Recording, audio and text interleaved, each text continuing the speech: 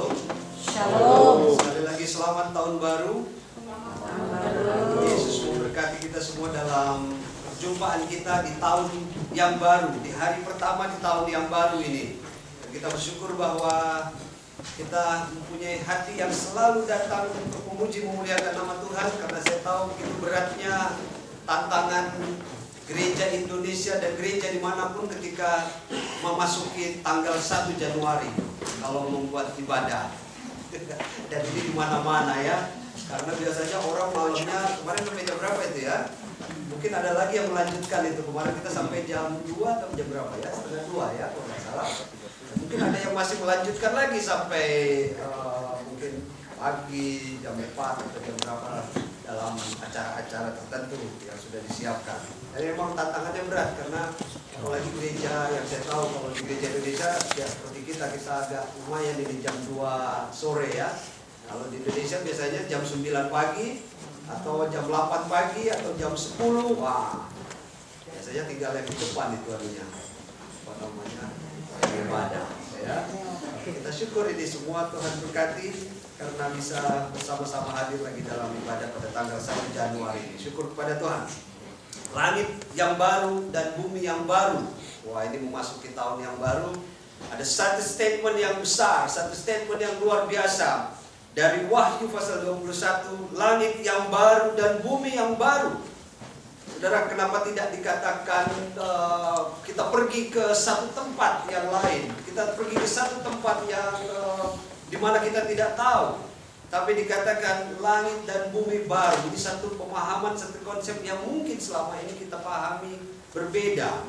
Tapi Wahyu mau mengingatkan kita bahwa langit dan bumi baru itu adalah ini tempat kita berpijak. Kita selalu berpikir tentang masa depan, satu pemahaman tentang hari kedatangan Tuhan yang kedua kali itu merupakan satu tempat yang jauh. Tetapi langit dan bumi baru dikatakan pada ayat yang kedua. Dan waktu aku melihat kota yang kudus, Yerusalem baru, turun dari surga. Kemana? Dari Allah yang berhias bagaikan pengantin perempuan yang berdandan untuk suami. Turun. Ada sebuah perubahan, langit baru dan bumi yang baru. Saudara, kalau sedikit latar belakang tentang teks ini memang agak serem. Karena waktu itu suasana orang Kristen yang ada pada waktu itu tidak semudah seperti yang kita alami sekarang. Mereka dikejar-kejar oleh Kaisar Nero, mereka mau dibunuh dan sebagainya, sehingga pengharapan akan langit dan bumi baru itu menjadi sangat luar biasa. Kalau saudara mengalami tantangan atau saya menghadapi tantangan, diancam, dikejar, mau dibunuh, apa yang kita harapkan? Yang kita harapkan adalah kedamaian. Yang kita harapkan adalah sebuah suasana damai, di mana firman Tuhan katakan, lalu aku mendengar suara yang nyaring dari tahta itu berkata, lihatlah, kemah Allah ada di tengah-tengah manusia, dan Ia akan diam bersama-sama dengan mereka. Mereka akan menjadi umatnya dan akan menjadi Allah mereka. Ia akan menghapus segala air mata dari mata mereka, dan maut tidak akan ada lagi. Tidak akan ada lagi perkabungan atau ratap tangis atau duka cita, sebab segala sesuatu yang lama itu telah berlalu. Saudara, ini harapan masa depan. Ini satu suasana yang kita harapkan di masa depan, bahwa ada suasana damai, suasana sukacita, suasana pembaruan kehidupan, baik dalam konteks masyarakat, dalam konteks negara, ataupun dalam konteks pribadi dan keluarga.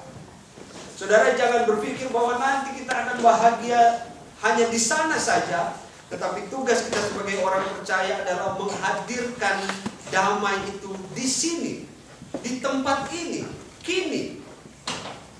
Langit dan bumi baru itu harus turun di mana kita berada saat ini. Oleh sebab itu, ini tidak mudah, karena ini merupakan sebuah perubahan. Ini kitab Yohanes ini luar biasa ya.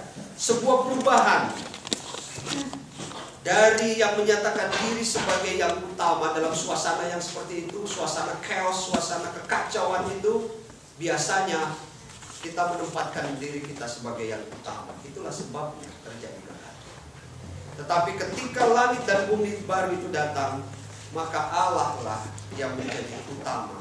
Ini ada satu perubahan dari yang tadinya kita sebagai yang utama, dan kemudian menempatkan Allah sebagai yang utama. Kalau hari ini kita memasuki tahun yang baru, ada 3 hal yang kita sudah pernah dengarkan sampai hari ini. Ketika Natal, kita mendengar satu firman dalam satu tema yang saudara semua kemarin sudah ucapkan. Yang terluka, yang menyembuhkan.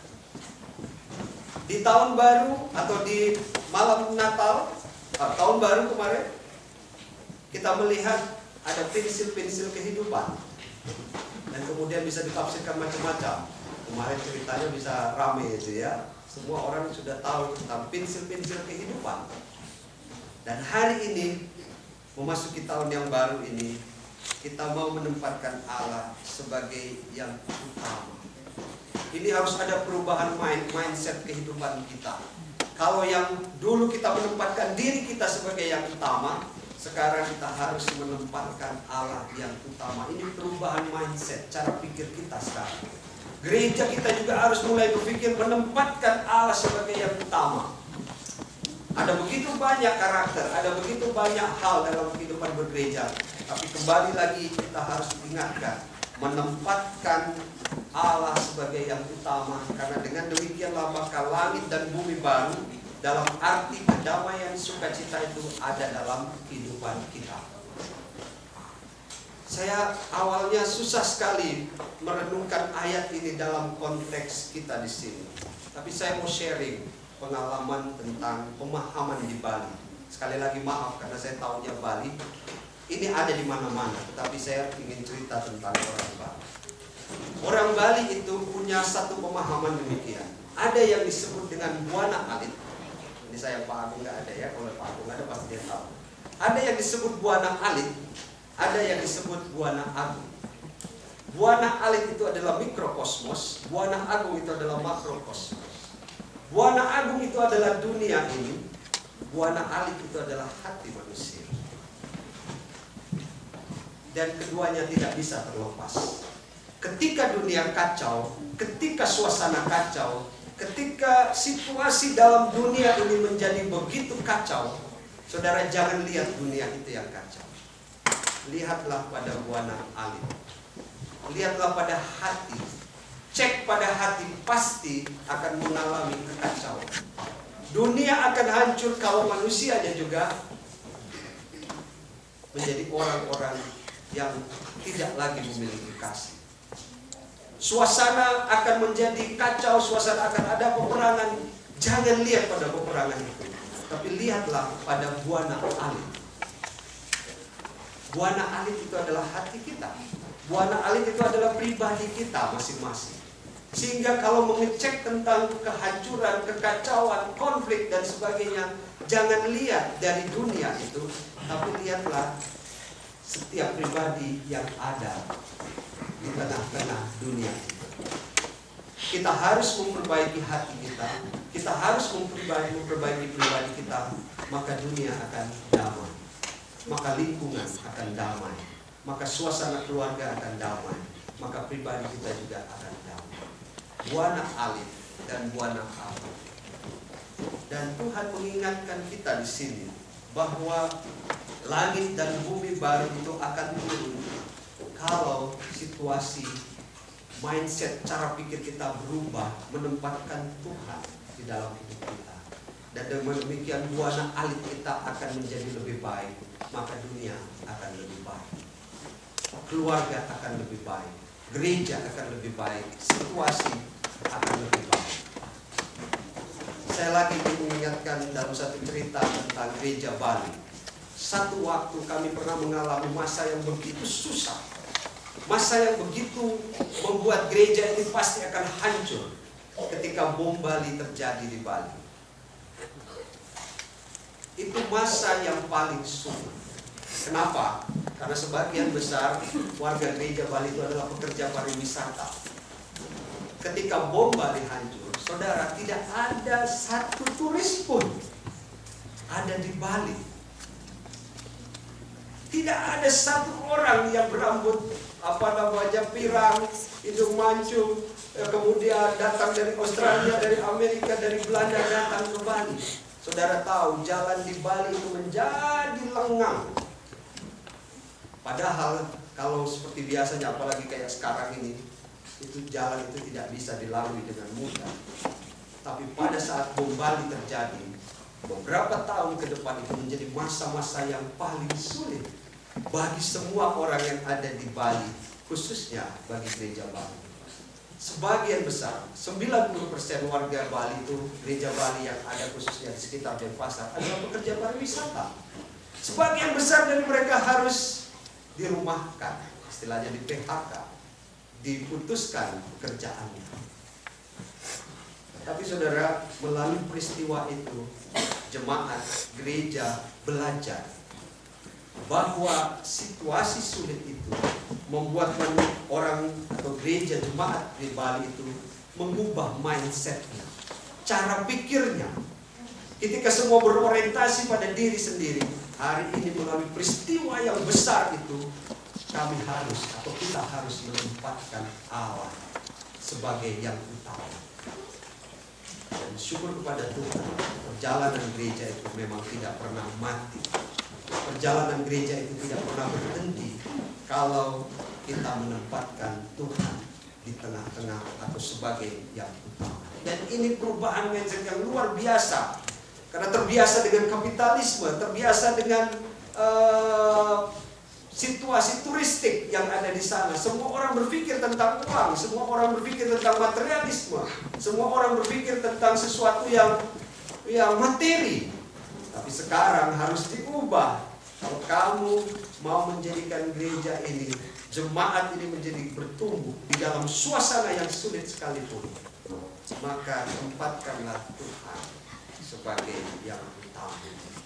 Dan ini tidak mudah karena memang pengalaman masa-masa sulit itu dihadapi. Saya jadi teringat konteks Wahyu, jemaat di Wahyu yang mengalami masa-masa sulit, tetapi harus menghadirkan damai sejahtera di tengah-tengah kesulitan itu sekali.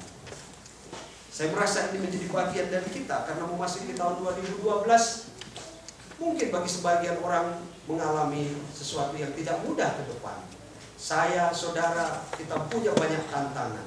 Tapi saya mau mengatakan kepada kita, mari kita menjadi pionir-pionir untuk menghadirkan langit dan bumi baru.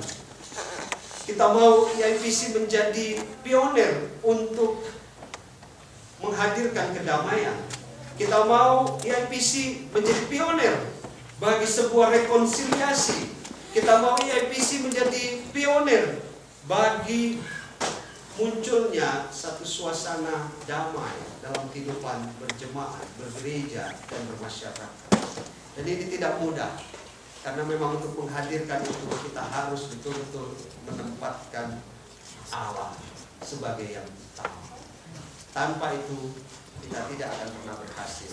Karena apa? Karena yang muncul sering adalah ego kita. Apa yang kita mau. Saya senang sekali bahwa anak-anak tadi sudah memiliki resolusi. Mereka memiliki sesuatu komitmen dalam hidup mereka untuk tahun ini. Saya mengajak kita gereja untuk memiliki komitmen juga. Komitmennya apa? Dalam tema sebagai gereja yang hidup, kita menghadirkan langit dan bumi baru yang penuh pengharapan, damai, dan sejahtera. Mulai dari keluarga. Dan kita mulai itu dari masing-masing keluarga kita. Sehingga tanggal 1 Januari ini, setiap kita mempunyai sebuah resolusi, sebuah komitmen dalam hidup berkeluarga, bergereja, dan bermasyarakat, bahwa langit dan bumi baru, damai sejahtera, bahkan tidak ada ratap tangis dan perseteruan, perselisihan itu harus menjadi bagian dari kehidupan keluarga kita, dan berkat-berkat itu turun bagi kita. Ini resolusi, ini satu komitmen yang kita mau pegang di tahun yang baru ini. Meskipun saya mengingat satu lagu dalam Kidung Jemaat yang kita akan nyanyikan bersama-sama, atau dalam nyanyian Kidung Baru, ku tak tahu kan hari esok, namun langkahku tegap. Bukan surya kuharapkan, karena surya kan lenyap. Oh tiada ku gelisah akan masa menjelang. Ku berjalan serta Yesus, maka hatiku tenang. Banyak hal tak ku pahami dalam masa menjelang, tapi terang bagiku ini tangan Tuhan yang pegang. Kita mau menempatkan Tuhan. Kita memiliki resolusi langit dan bumi baru dalam arti menghadirkan kedamaian, persaudaraan, cinta kasih, tetap dengan satu keyakinan, tangan Tuhan yang pegang. Tuhan memberkati, Tuhan menopang kita semua menjadi pioner-pioner, agen-agen untuk menghasilkan, menciptakan langit dan bumi baru. Ku tak tahu kan hari esok kita akan mendengarkan kita akan bernyanyi bersama-sama satu lagu yang saya download dari YouTube. Kita akan menyanyi bersama-sama dalam bahasa Inggris. Lagu ini saya kira kita tahu semua.